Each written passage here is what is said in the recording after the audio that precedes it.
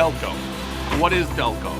Urban Dictionary, maybe the best definition of any place in the history of any place. Delco is the nickname for Delaware County. Not just a place to live, it's a way of life. Delco isn't something you obtain with a short visit while you're passing through. Never has been, or don't actually live here, you just won't understand. Delco is something you can spot across the bar while out of town. Speaking of bars, there's 42-to-1 ratio when it comes to bars to libraries. Delco people love being from Delco. I don't know if there's anything special from Delco, except being a Delco guy, I kind of like it. What is up, Delaware County? Welcome back to episode 112 of Delco Baseball Now. Brendan Ricciardi here alongside Ben Thorpe. Might be that way. I don't know if it mirrors or not. He's one of those directions. Ben, what's going on? Not much. Just got back from State College, ready to talk about the week that was Delco baseball. Best place in the world, of course. Yeah. I saw, like I mentioned to you, I got to see some of our Delco guys playing for Penn State Club Baseball today at Temple's Ambler campus. Saw Pat Mannix from Radnor have a couple hits. Austin Marks, usually a pitcher, but since they were up by so much, he got to hit. He got a single. Nice. That was great. Owen Mathis from Marple is playing first base. Who else do they have? Justin Brennan's a pitcher. He didn't pitch in that game. Joe McGinnis from Broomall is one of the coaches. So nice Delco representation on that team. But speaking of Delco representation, before anything, we got to talk some Kevin McGonigle because, of course. I mean, just what a debut, what a week. MLB debut, 4 hits. I think he was 4 for 5. Had 2 doubles and 2 singles, I think. Then the next night, I don't know if you watched that full at bat, but a 10-pitch at bat, lefty, bases loaded, 2 outs. I think in the 8th, go-ahead single. I mean, just talk about a guy that just ready for the moment right off the bat. Yeah. I mean, he showed up and I think left no doubt as to whether or not he was ready to face major league competition. Yeah, we may have been calling for that for a few, I don't know, a year, 3 years. Yeah. Yeah. But yeah, no, he looked fantastic. I caught some highlights and like the at bats from his first game. Not as much the next 2, but kind of check the box scores and everything. It looked like he did incredibly. Yeah, it was funny. So I tuned in a little bit Saturday night. So he struck out looking on a pitch that was, I thought, pretty low, but he kind of like hesitated and didn't call for like the ABS. Mm-hmm. So I don't know, you're a rookie, you're new here, you don't want to burn the challenge, whatever. It was definitely low. Then his next at bat, he struck out looking on a borderline pitch, called it, and it was a strike. And you could see him kind of like laughing on the way back to dugout, like, man, like I just, go figure, right? Like I think he just, I think he might have just been trying to make up for the last one where he thought he should have challenged it. So yeah, that right there was kind of like a welcome to the big leagues. Like, what am I going to do, right? But, tough one. That's in addition to figuring out like the level of competition. You got the new ABS system and everything, which is weird. Like, I wonder how teams are going to prioritize who can, challenge that or not. It's a good debate, and I feel like catchers probably get the most priority. Like I think I saw Salvador Perez challenge like 3 pitches in the same either at bat or half inning, and he got them all right, and you could just see him laughing. It's like this is what we've been dealing with for the last 15 years, season in the league or whatever. But I think it's overall good, and we can save that conversation for another day. But I think overall, just like Ben, we can both say like we don't really know Kevin that well. I'm happy for him. It seems like his whole family is out there. Just what we can speak on is the work ethic we've seen from him since he's been playing Delco baseball just his whole life. It seems like always kind of like a first one in, last one out kind of guy. Especially when I worked at Ascent for a little, you get to see it up close. Just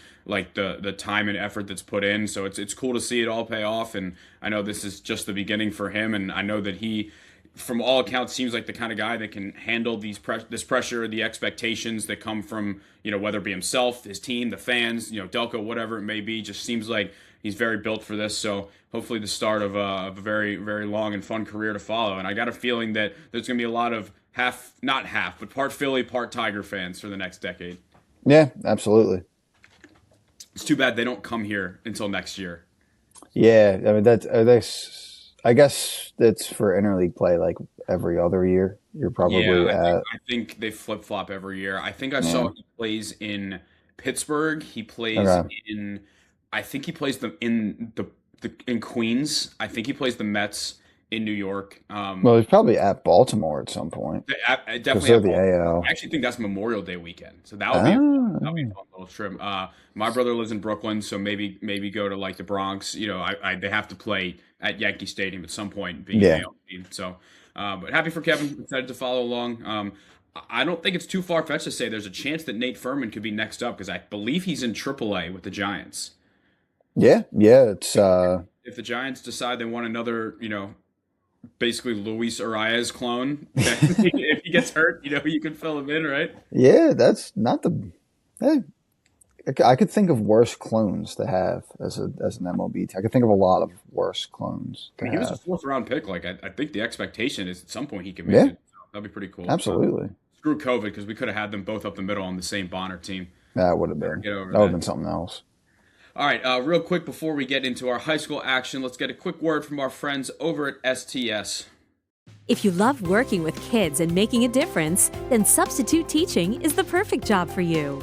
Substitute Teacher Service is hiring teachers in your area year-round for all positions and levels. A teaching degree is not required. We provide you with all necessary certification and even help you to work towards a full-time teaching position. Great benefits, flexible schedule, a rewarding career. The Subservice is hiring right now in your area. Learn more and apply today at thesubservice.com. All right, thank you to STS for being a great sponsor for us. Let's dive into the action here. We'll start with our game of the week. That was Chichester 13, Interboro 2. Honestly, this game, it really started off all Interboro. They had the momentum. They were way louder. They scored 2 in the top of the first. RBI ground out from Caden Whalen, RBI single from Joel Sheridan. It really looked like they had the momentum, and then Chichester in the bottom of the second, they put 5 on the board. Cole Sanford helped himself out, 3-run double down the line. They scored 6 in the bottom of the third, which really blew it open. Just for at the end of the day, it ends up being the same story of Chichester runs this conference, and last year the games were a little closer. It's a pretty young Interboro team. I think they graduated maybe 10 seniors, but it's just this is Chichester's conference to lose until they show you otherwise. Yeah. I think every year it's always interesting at least recently. I feel like you always kind of think, is this the year Interboro can like steal 1 or 2 from them? And frankly, like every time it's kind of been a resounding no. But it's a really strong Chichester team over there. I think they return a lot of guys from the team that won the Del Val's first playoff game in a long time. So it was always going to be a tough opponent. And if you're Interboro, you have another opportunity or two to get back into the season series. Yeah, very, very few departures for Chi, for sure. One thing I will note about Chichester, they love their early 2010s pop music. Their Nothing wrong with pregame that. mix Nothing wrong with that at all. like a lot of Katy Perry, a lot of Kesha, like a lot of Rihanna, and shout out to our intern Jonah, who did the play-by-play. He's doing a great job for mostly only having called basketball. There was one song that came on. It might have been like Disturbia or something around like the late. Okay, yeah. And he said, this song came out the year I was born. I was like, Jody, you didn't have to say that. I was sitting there in That's the booth, awesome. he's like, yeah, I think this was like '09 or 10 or whatever. I'm like, When I was born. Yeah, like- great. All right, cool. we can just end the broadcast now. Yeah, I was like, that was like we were. I guess we weren't like his age when we were listening to it, but yeah, like I think he said, I think he might have been born in '08. Whatever it was, like that's when that song came out. I'm like, man, I was in like 5th or 6th grade, so go figure. But yeah, shout out Jonah, shout out Lily Burke was another one of our interns. She was doing the post game interviews as well.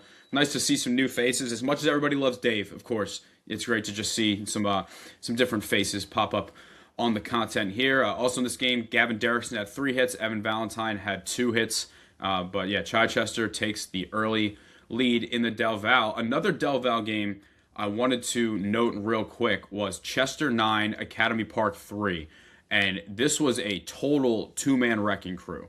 Jacoby Roman and Juan Martinez basically just put the team on their back here because as a whole, Chester had 6 hits and Juan had 4 and Jacoby had 2. And they threw 7 innings and Jacoby threw 6 innings with 12 Ks and Juan threw the last. So these guys basically just carry the entire team here. put the team on the back. Literally. And we Gotta talked love about Academy Park last week. the two guys pretty much carried the load here. But yeah, just to, you have your one guy going 4 for 4 with 2 RBIs and the other guy going 2 for 2. Like that's all that offense they needed apparently. Yeah. Sometimes that's all you need. Just a couple guys to snap, and you're in business. Yep. All right, so that's the Del Val. Let's move on to the Central League. Ben, have we ever started the Central League talk with your Springfield Cougars before? Not in a good way, probably. Like not when they're on the winning end of things. That's fair. Yeah. But yeah, no, it's been a. I will say I mentioned it at the end of last week of like it's going to be they got 3 games. It's going to be a big week for them, and something like that. It can either give you the boost you need or it can kill you. And they went out, took 2 of 3, and now we're looking good for the rest of the way. Yeah, so we'll talk about the first game they lost to Pencrest when we talk more about the Pencrest side of things. But the Strathaven game, they won 11-7 on Wednesday. Nick Corse with the early best offensive production, I think, in a game we've seen. 4 for 4 with 5 RBIs. I believe he had a triple in that game. TJ Valetti, 3 for 4, 2 RBIs.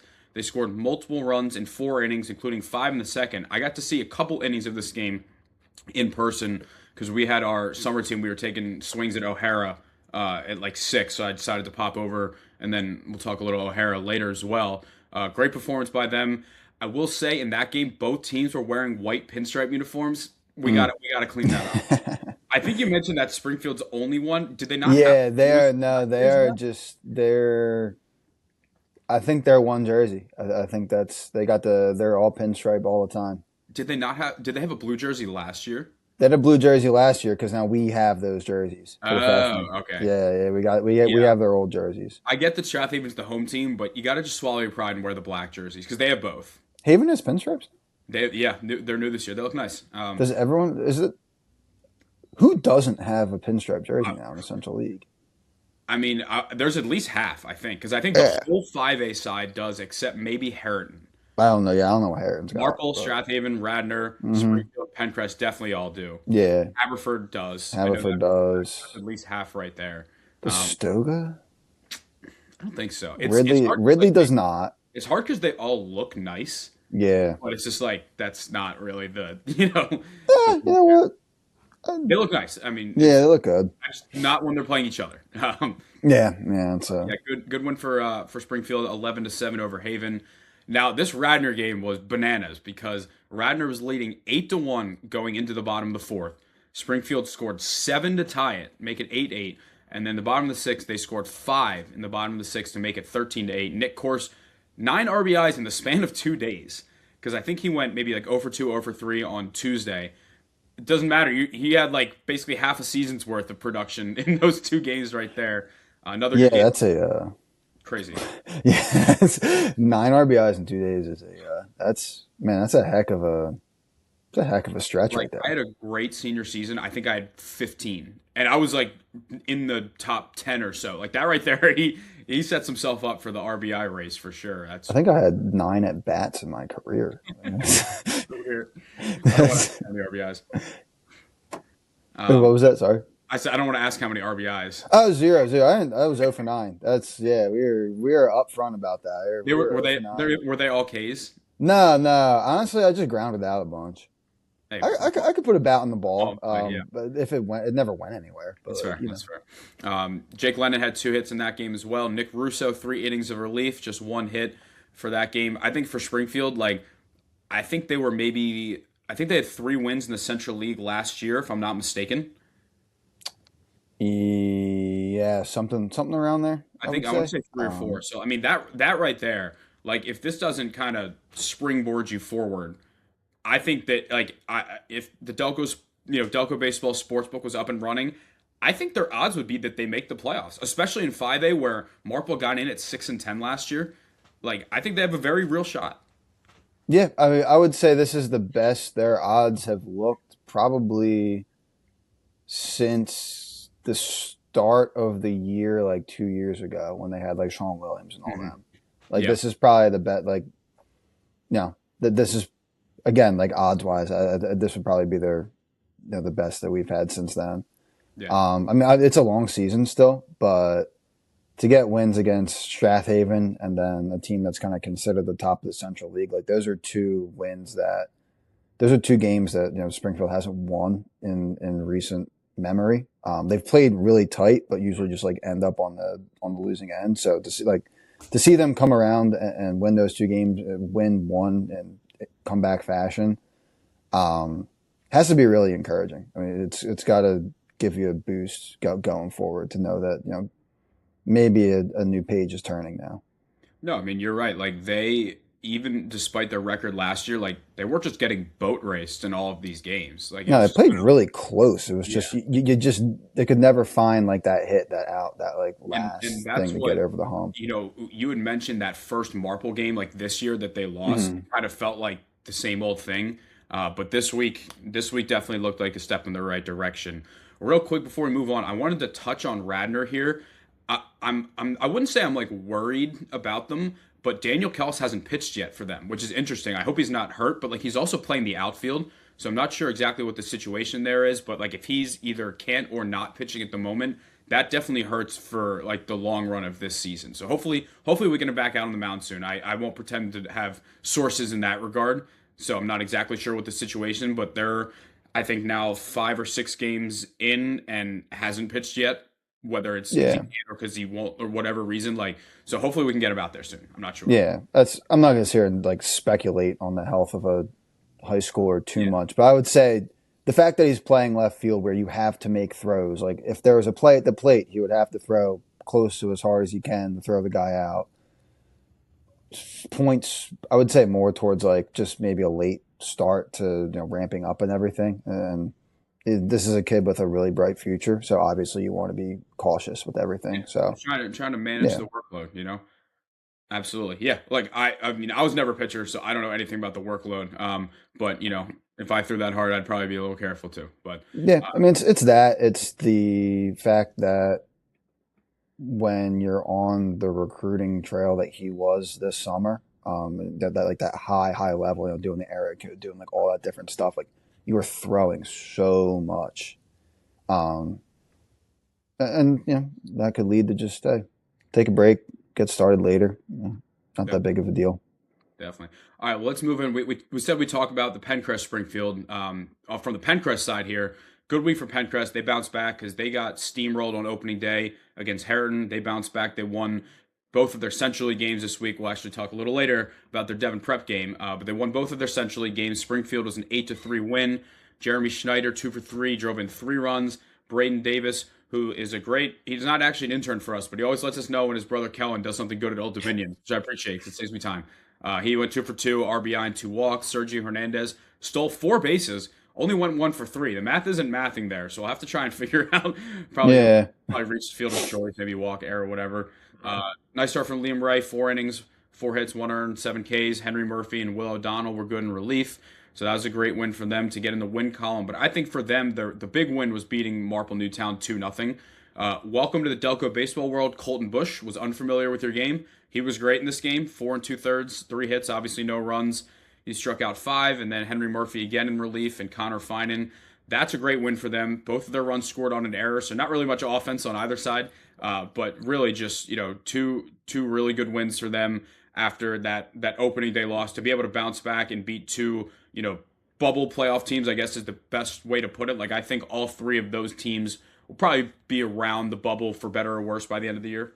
Yeah. It's if anything from the early results indicate anything for at least like the 5A side of the Central League, it seems like it's going to be a bloodbath. Like it's just people are beating everyone. You got some guys getting blown out, turning around, getting like huge wins like Pencrest did.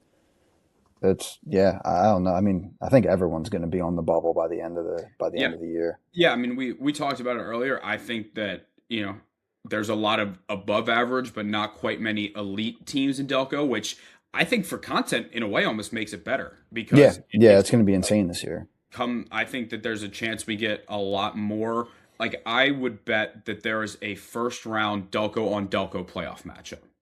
I think there's a good chance, whether it be 5A, whether it be 6A. I think we're going to send a lot of teams into the dance. So I think there's a good chance that we could get a nice first round matchup there. Yeah, I would say way more likely in 5A, just with Mhm. how it's built.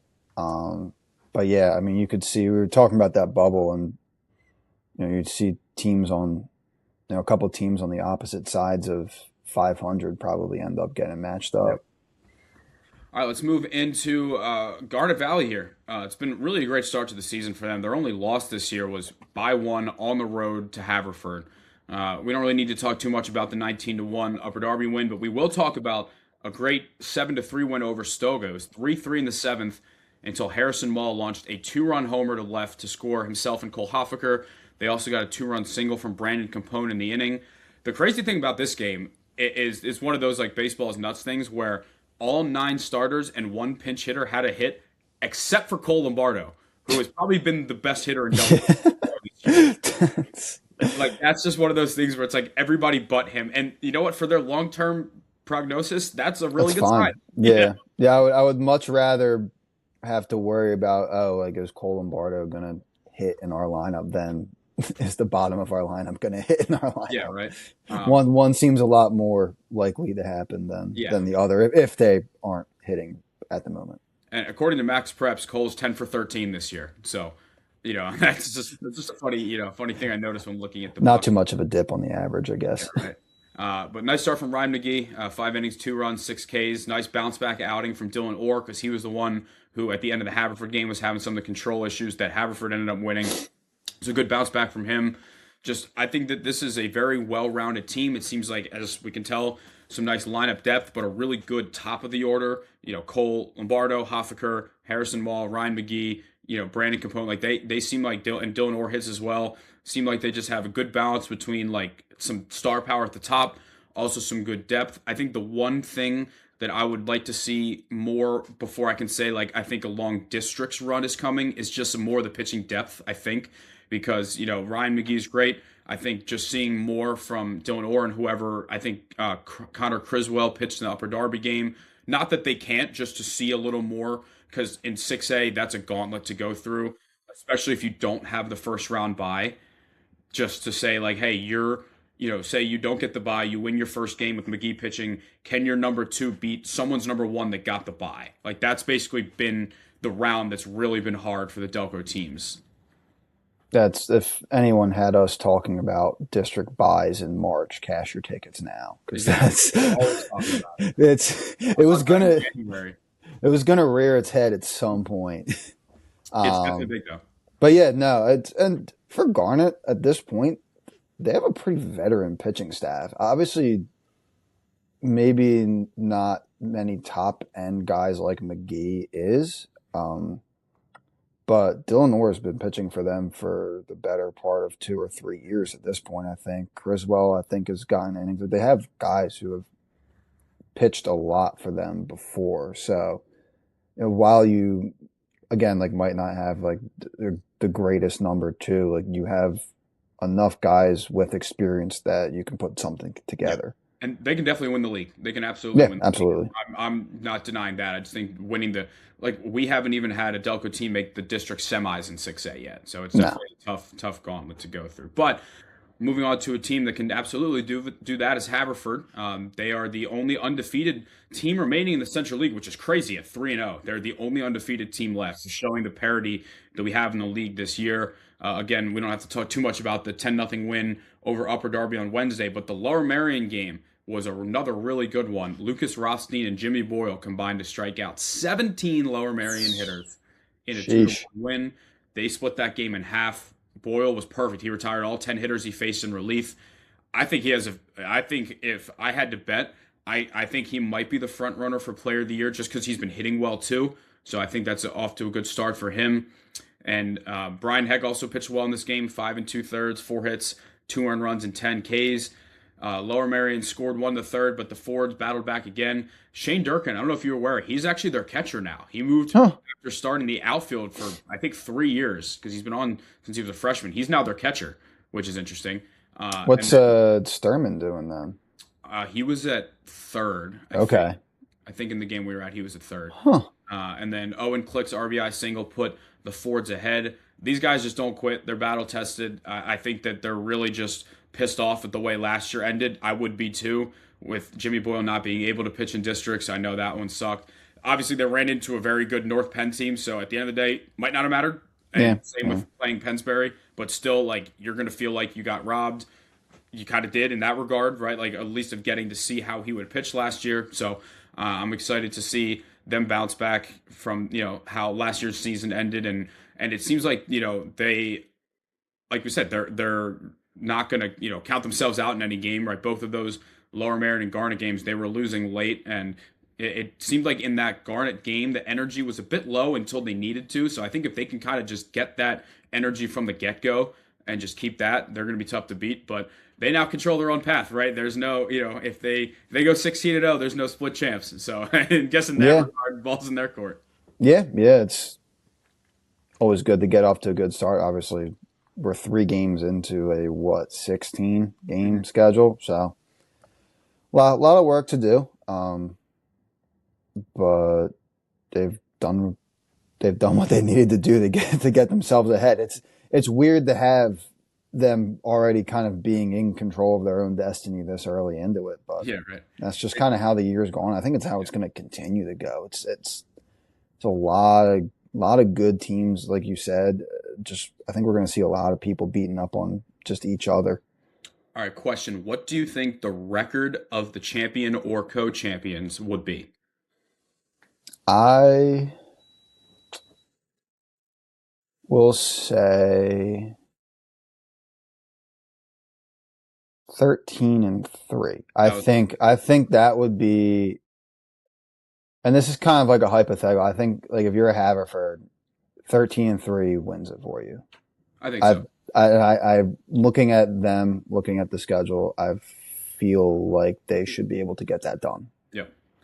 All right, last Central League game here. Historians, decades from now, will call this the Patrick Burke game. And, Strathaven, they always have guys come out of nowhere.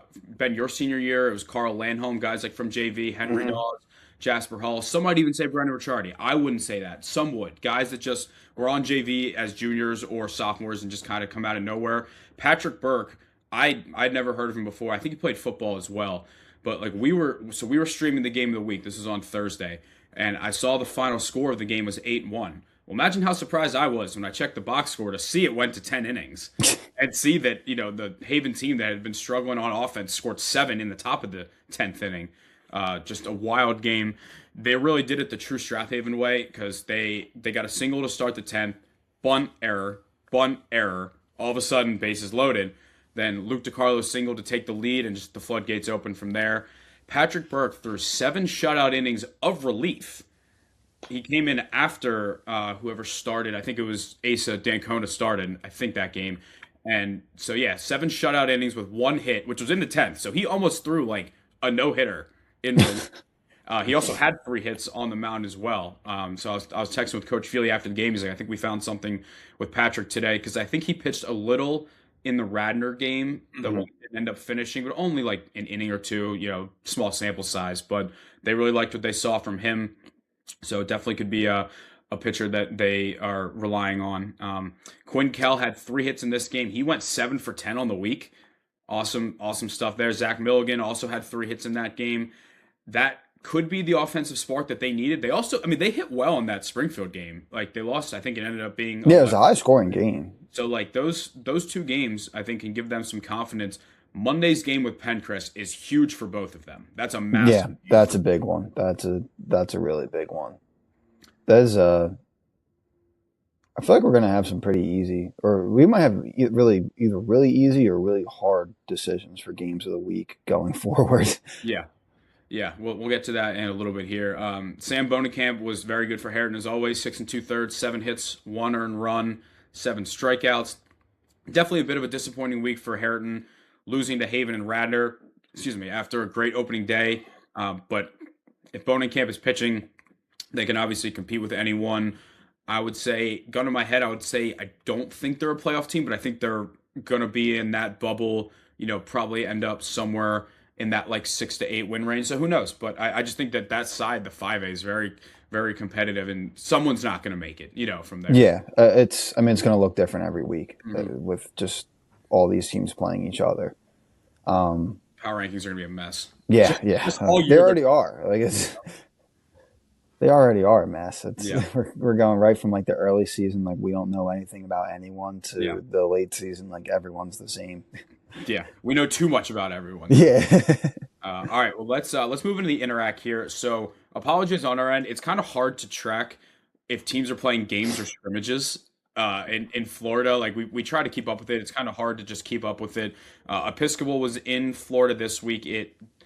So it says their total record is 6-3, but in Florida, let's see, they lost one, lost one, lost one, one. So like that right there, not all of those games can count as games if their game changer says they're 6-3. So I'm not really sure. Yeah. So it seems like they got their work in. The thing I wanted to note here is they played a school called Buckingham, Brown, and Nichols. Like that's a law firm, right? That has That's to be got a to law be firm. it.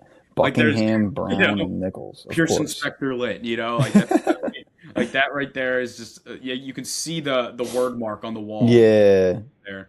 It seems like they beat Lawrence Academy. I think that might be like Jersey. Like I'm not sure. Lawrence or Lawrence? Lawrence might be Jersey. Yeah, I forget who. But yeah, it was hard to cover those games. One team was just in it game changer as Highlanders. So not Good. So I kind of put my foot down and be like, hey, like we'll follow along in Florida, but there's only we can't really do much. I'm considering them in the real world scrimmages, and honestly, the way these guys from the Interact talk, I don't think any of these games matter until the Interact starts. Yeah. So, if it's more than like 3 states away, it just doesn't count. I think that should be all right. We'll stitch that on a pillow or something. Yeah. All right. Well, a team that did have a good week and played in Pennsylvania was the Haverford School. They went 2-1 this week. They lost a tight one to Penridge, but they won 2 good games. They beat Judge and Perkiomen School to end the week. Both of those games were entertaining. They beat Judge 5-4. Ethan Stern came off the bench for a walk-off single. It was really cold on Friday, so to be sitting in your puffy jacket for I think 8 innings, and come off the bench and deliver the walk-off single is great. Caleb Seaver drove in 2 runs. Good start from Owen Murphy, 5 innings, no earned runs, and Jack Nosek, good in relief. I think beating Perkiomen is almost a better win because that's a team that you know that you're probably going to have to get through in the state tournament if you want to get to the championship. It's usually, I feel like them or Malvern are like the 1 and 2 seeds on that side of the bracket. But Perkiomen's knocked Haverford out a couple years they in beat a row, them, right? They beat them, I want to say the last 2 years actually. Because it was like a walk-off home run, the one. And then last year was a walk-off walk last year, I think. Yeah, so I think it's been the last. So that makes it even better. The last 2 years. But Gabe Denisi, with probably the best pitching performance we've seen so far this season, 7 innings, just 1 hit allowed, 10 strikeouts. I think only 1 walk too. I think he did in like 85 pitches against, like we said, a very good Perky team. They had a stretch for a while of win, loss, win, loss, win, loss, win, and then they won this last game. So they finally got their streak. For better or worse, they couldn't get a streak going, win or lose, just every other game. So that could be a nice start. I think they play. Pull it up right here. Interact play starts not this Tuesday, but the following Tuesday. So for now, non-conference, they played the Hill School. Their team name is the Blues. That's kind of funny. They that'll be Wednesday. As of right now, that's the only game they have scheduled for next week, which I would not be surprised if it stands because they probably want all their pitching just fully ready for a Springside Chestnut Hill on Tuesday the 7th and then Malvern on Friday. So I wouldn't be surprised if that's just their only game this week, just to kind of like reset. Yeah, it wouldn't surprise me at all either. Malvern's also down to Florida right now. Same thing. I mean, they win basically every game they play. But some things I wanted to note. Varsity debut for our guy Austin Crowley from the media. All right. He threw a scoreless inning against Shipley. I was talking to our guy Steve Trainer, Springfield Blue Jays coach. He's the JV coach for Malvern. He said he saw Crowley pitch 1 game, called Freddie Hilliard, and was like, he's ready. just needed to see him out there. He's ready. Fair enough. Excited for Austin. I know Christian Nunez getting some time for Pencrest in center field. I think Chase D'Ambrosio will start a couple games at short for Bonner. So okay. I think we're getting a lot from that media team. I know Nolan Gratton's doing really well. I think he's still on JV for Malvern just because the catching backlog. Mm-hmm. But it's cool to see these guys that we covered in the Little Leagues making. This is the first year we're seeing guys we covered in the Little League get to the high school level. Yeah, it's very cool. Very cool to see. It's just great to see that these guys are able to take that next step in their careers. Yep. All right, let's move on to the Catholic League here. As I mentioned, I saw a bit of this O'Hara and Ryan game. I thought Adam Schreiber looked outstanding. 4 2/3, 1 hit and 1 unearned run. He struck out 10 against the Ryan team that was in the Catholic League Championship last year. I know they lost Dave Perez. Lineup looks a little different, but I mean, you 10 run anyone in the PCL. It's a huge win. Vinny Mancini reached base 4 times, 2 hits, 2 walks, 2 runs batted in. Colin Thomas also drove in 2 runs. Every single starter on the team had at least 1 hit, except for Thomas, but he drove in 2 runs and had 2 walks. So still consider that a pretty good day at the park. I'm very excited to follow this team. I think that they have a really good trio of senior pitchers with Schreiber, Jack Quinn, and Padraig McManus. I think they're going to be in a lot of games. I know talking to my summer ball teammate Cedar McCreaney, assistant coach for them, he's like, we're a little young on offense. It's not always going to be that easy to get 11 runs. There's going to be some days where their offense gets a bit cold, but I do think with how Schreiber looked, his off-speed pitches look nasty. Just a big guy on the mound, so everything kind of gets on you a little bit quicker. I think that they're going to be, I would guess, somewhere around maybe a 6 to 8 seed. Yeah, I could see that. That's definitely a fair thing for them. With a young offense, there's obviously going to be struggles, but having the pitching staff they have, I mean, it's probably as good as we've seen pitching staff be for them. Yeah, and I think in the past, some of Schreiber's issues were just some control, but I thought he pounded the zone. He looked great, so very productive. Tough start for Bonner. I don't have too much on Bonner, but they lost to 2 very good teams. They lost to Germantown Academy, who I think is still undefeated. They lost to St. Joe's Prep and Miami recruit Chris Grasso. Again, like if they lose this week to Wood and Ryan, I would say you can start to kind of push the panic button, but also they didn't really start great last year either. No, they didn't. It turned out all right, so I think that just the track record of Bonner, like they're not really, losing sleep yet. I mean, they're only 0-1 in the Catholic League, so they got a late start because their first game, like official game, was last Monday. They had some scrimmages, but like first official game. So I would say, I think you split Wood and Ryan. Obviously winning both would be great. I think if you lose both and you're 0-4, that's when you're kind of like, what's going on here, right? Yeah, I agree. I don't think they're going to lose to Ryan, to be honest. Wood, we'll see. I don't really know anything about them, but they lost on a walk-off homer, I think last year, maybe 2 years ago. They did. So they beat in the Catholic League Championship a couple. Yes, yeah. I mean, there's been some good games between Bonner and Wood, but yeah, I think split at minimum. If you do go 0-2, maybe you start to be like, the oh shit button starts to get pushed a little bit. But I see them getting back on track. Yeah. I think the thing that's more interesting for me is that like we kind of went in thinking their arms were going to be a bit, unproven and their offense is here, but they only have 1 run in those 2 games. Again, they face 2 good teams, so I'm not really the panic button yet. But last Carroll lost both of their games this week. They lost to Judge. Some defense really just hurt them in that game. They were really in there, and they lost under the lights to Quakertown on Friday. That game must have been miserable. It was freezing. And playing lights on Friday too was probably not very fun. It was by the time we were done, it was unbearably cold. Yeah. So I can't imagine starting a game after that. We were probably done at like 6:30. Yeah. Miserable. All right, last of the Catholic League here, Devon Prep. So they had the unfortunate reality of, if you're not familiar with Brady Guzzi yet, you should be. He is a Virginia recruit, lefty pitcher. He's a junior. He threw 6 innings with 15 strikeouts. Only 2 runners that reached base were on errors.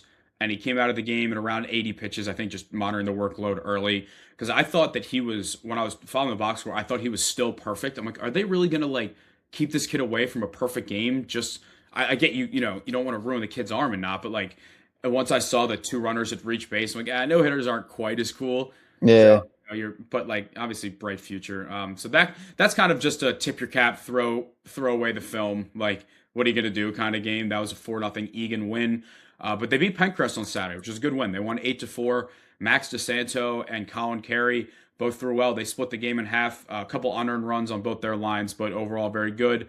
Billy Degler had 2 hits, 2 RBIs. Again, they're still dealing with the loss of Caleb Flannery, hopefully coming back at some point this season as the Navy recruit behind the plate. But I still think with the starting pitching depth that this team has, that's their number. At least, Liam Young and Johnny Dugan are the top two guys in whatever order. So like right there, like those guys aren't even their top two pitchers, and they're still performing. So I think the pitching depth for this team and an offense that again obviously lost Caleb, but didn't really lose much from last year. I think we'll have them being in a playoff spot, whether that be play-in or regular. Yeah, I agree. It's going to be a little bit tough sledding until you get your guy back. But again, two experienced arms. There's clearly a couple capable guys behind them. They'll be all right. Yep.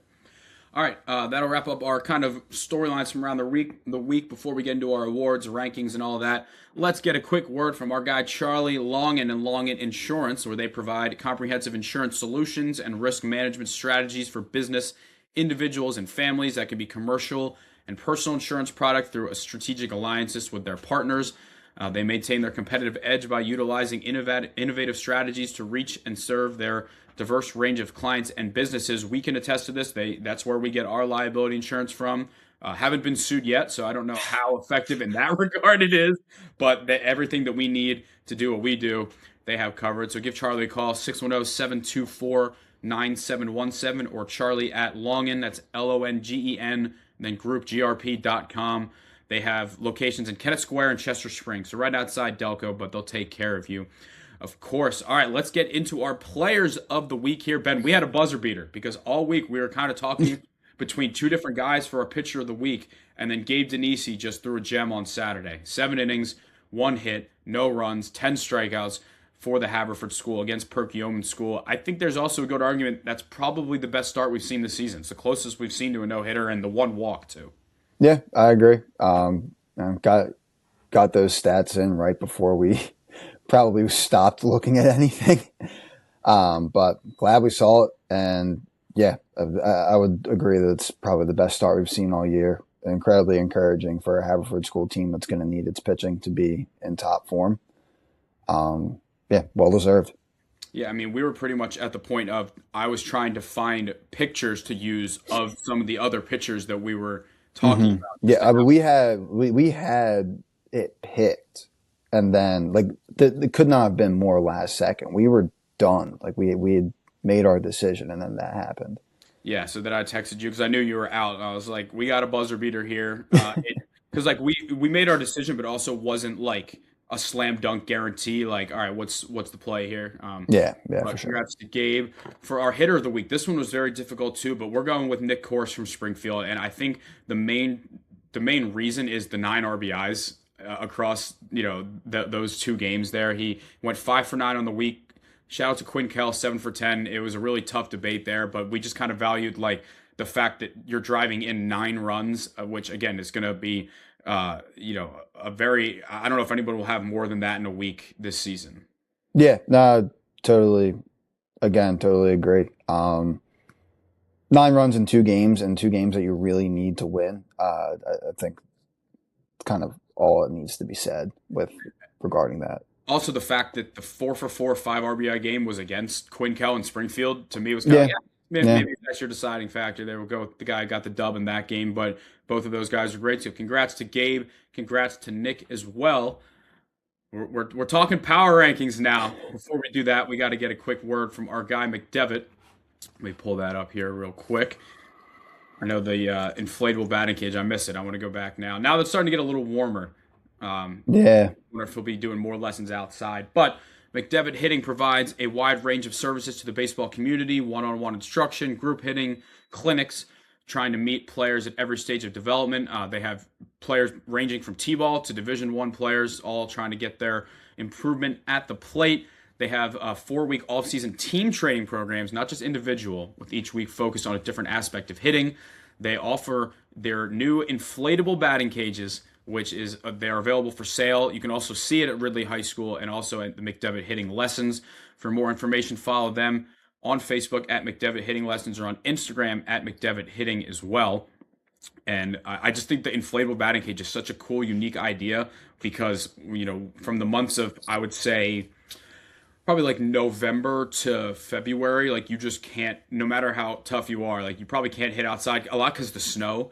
Yeah. Because the rain and whatever. So just having something like that, I think it's worth the investment, especially if you want to give lessons or if you want to do different stuff like that, I think it's worth the investment for sure. So make sure to check out McDevitt. Ben, it turns out the Burners were once again right because Haverford has jumped into the top spot. They deserve it. Their only loss was kind of a game against Plymouth Whitemarsh that wasn't pretty, but also they have enough. They beat Garnet, they beat Lower Merion, they beat Ruston. They have a lot of quality wins to outweigh that. I don't want to say that like nobody else really deserves it, but like just the way that some of the top teams have gotten out of the gate, they are clearly the most deserving of the pack. Yeah. I mean, I'd go as far as to say they're the only one that really deserves it. They're 3-0. Obviously, you drop the one to PW. I don't think, they put their best foot forward. I don't think they really threw their best guys either. But, just the way they've started compared to everyone else, that they've kind of lived up to the expectations we had for them. Where other teams may have shown some holes here or there, or just some question marks. I still feel really, really good about them and how they're going to be this year. And so, well deserving number one overall. For sure. All right, moving on to number 2. We still have Radnor for the time being. I am curious to monitor how much Daniel Kells will pitch this year. I still think Austin and Blake Havertine are a great 1-2 if that's the case. Caden Shaholski, I think, pitched well in that Springfield game. If Kells is not pitching or is unable to pitch for this season, might slide them down a little. I'm just still banking on the fact that I love their arms, and their offense is playing a lot better. They scored 8 or 9 against Harriton. I think they scored 8 in that loss to Springfield. So that's very encouraging that the offense kind of got going there. So they still are in number 2. The big jump here, Garnet Valley cracks the top 3. I want to say for the first time since we've started this, I can't recall them being top 3 before.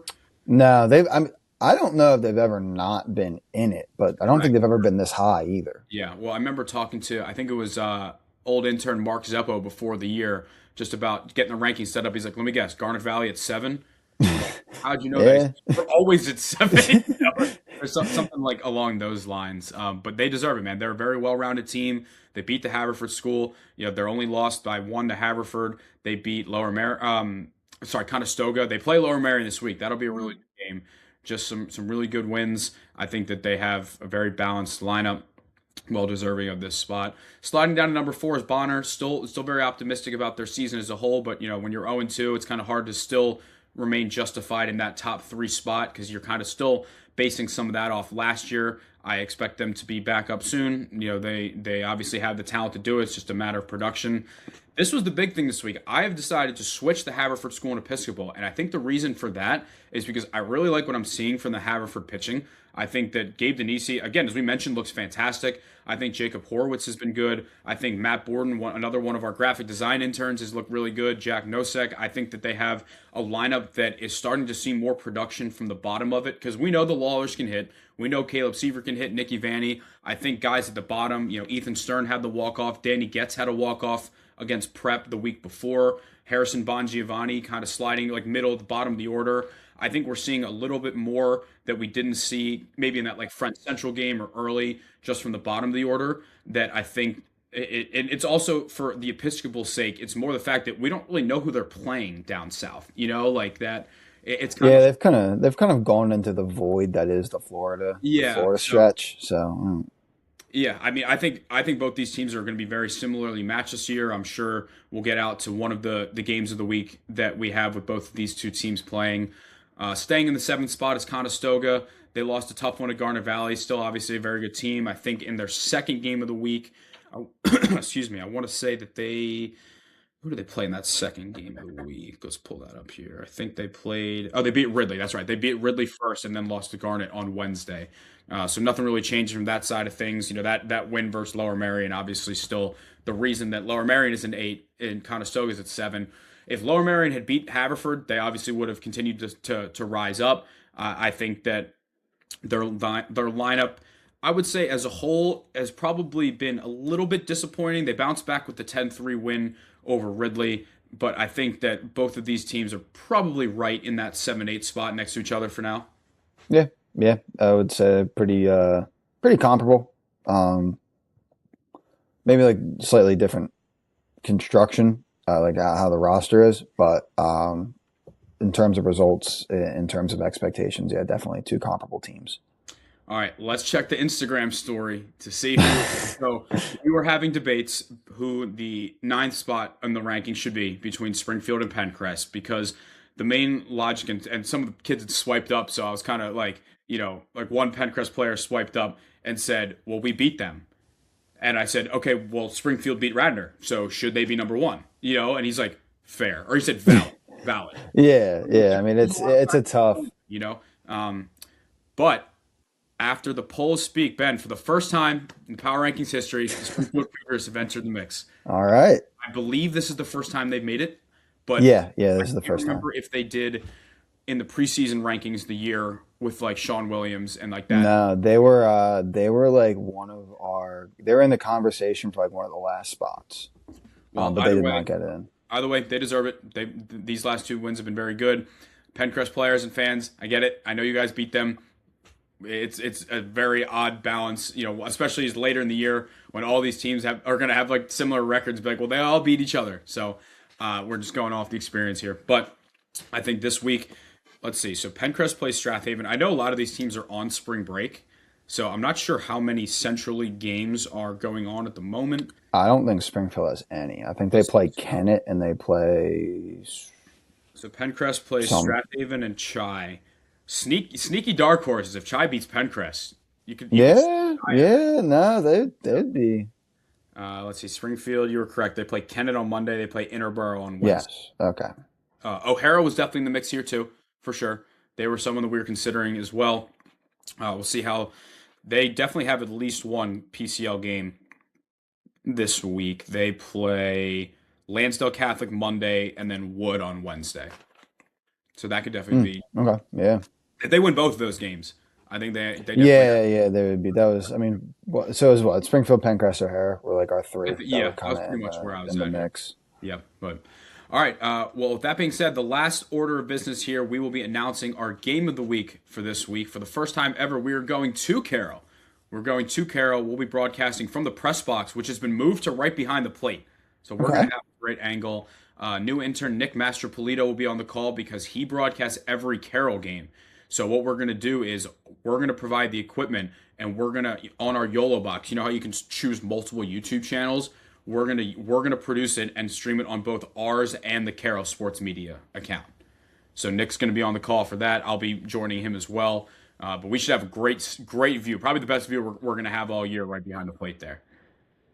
That's going to be exciting. That's going to be a lot of fun. Nice that they moved the press box, because I think, I guess the last time we were there was for a Cabrini game, I think. We as in you and I? Yeah. Oh, it was, yeah. We were there for like Cabrini, and they played that random school. Oh, God. Oh, my God. Oh. They were not. They were so bad. I'm looking it up now because that team, I just remember. What were they? Because that was Cabrini's last year was probably 2024, right? No, it was 20. It wasn't last year. It was the year before. It was the year before their last year? No. It was their last year, but their last year was not last year. It was the year before last year. Yeah, I said 2024.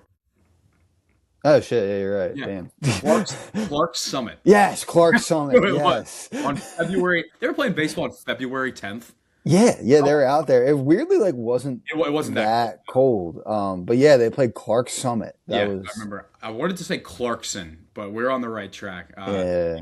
But yeah, so it is now right behind the plate, and Nick said the only other person besides him in there is the guy that does the scoreboard. So We'll be able to be there. So tune into that. There wasn't really that many games to choose from, like that many conference games to choose from, especially like I know technically Devon's about like 20 feet away from being in Delco officially, but again we cover them now, and I would guess Johnny Dugan is going to pitch. He pitched Wednesday and didn't throw it too much, but either way, Johnny's from Brumont and Liam Young's from Media, so one way or the other we'll get a Delco guy. But I think it'll be a good game. I think both teams. I mean, last year it's a rematch because remember they played in that play-in game to get to the playoffs last year. So I know Carroll wants a little bit of revenge for having them be left out of the playoffs. But yeah, just another good week. I think this week is going to be a little light. Also, programming note: we will not have an episode next week because next Sunday is Easter, so we'll be off next week. Really not that much to talk about. coming this week as a whole, but I'll still have the power rankings out probably Monday morning, players of the week, all that kind of stuff. But yeah, it feels good to be back in the swing of things here. Absolutely. That's starting to ramp up. It's gonna be weird, get like a little bit of like a break with the spring break and just there being less games. But yeah, feels good to be back in the swing of things. So I don't know if this is a new thing or not, but there are no games on Easter Monday. I don't know. I feel like that wasn't always that way, but dude, our schedule for Tuesday, April 7th is brutal because every game that would have been Monday is Tuesday. And we also have the Interact starting. Val plays that day, like Delco Christian. I think we might have. I don't think we're hitting 20, but like we're above 50. Up there. All right. Yeah. Then we're gonna enjoy the time off and gear up for Tuesday. So, it's weird. We kind of just like sprinted for 2 weeks, and they're like, "All right, hold off."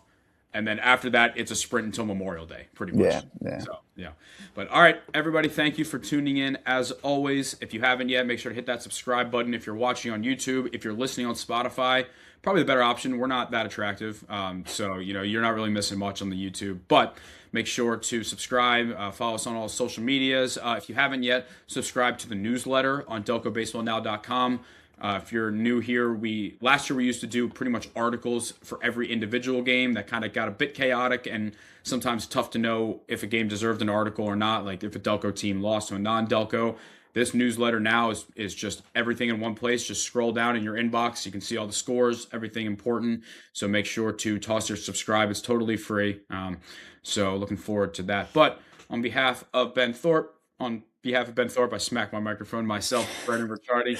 As always, we thank you for listening. We will see you not next Sunday, but the following Sunday, April 12th. We'll see you then.